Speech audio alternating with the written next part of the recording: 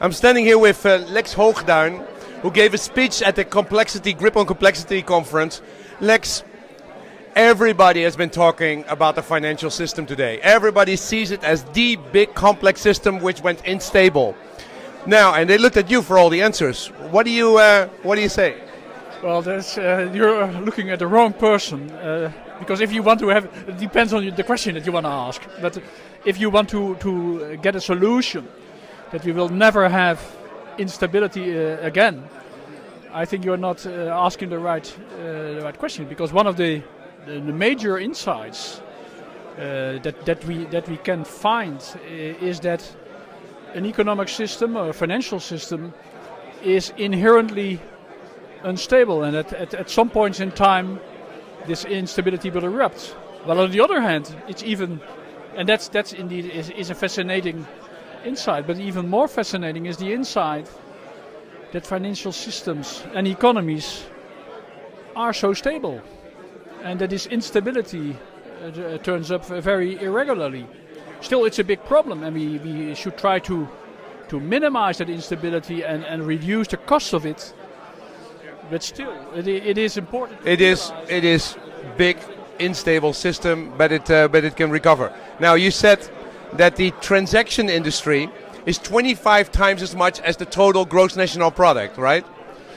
Yes, what has happened over the past 40 years, and we are now starting to realize that, is that we have moved from a world in which financial transactions and real transactions, goods and services, were more or less identical in terms of size, to a world in which indeed the financial transactions very much dominate the real side. And every 2 weeks the complete gross national product of the world gets moved from one side to the other side, and that creates instability. Well, that creates, perhaps it may create instability, but what it has done, it has really changed the way the economy works.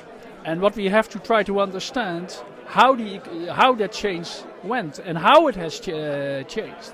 And the problem is that the current economic models that we have are not very good at that. Because these are models in which the financial sector, in essence, is irrelevant. So what we see, we use a model to understand the economy, which is completely irrelevant for what has happened.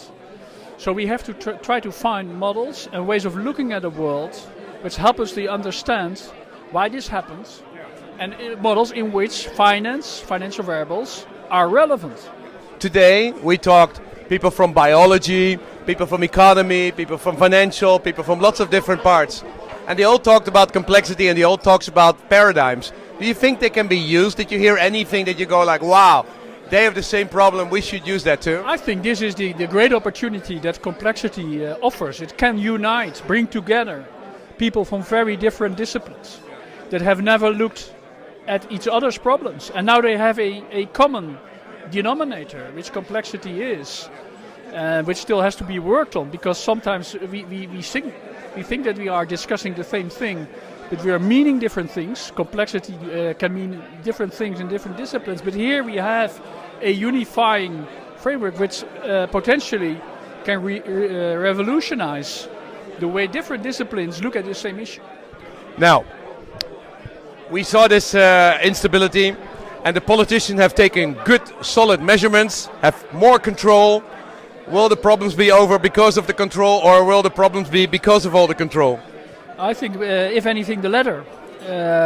Trying to control things that in essence cannot be fully controlled, in the end will end in a disappointment, but on the road may have negative by-effects.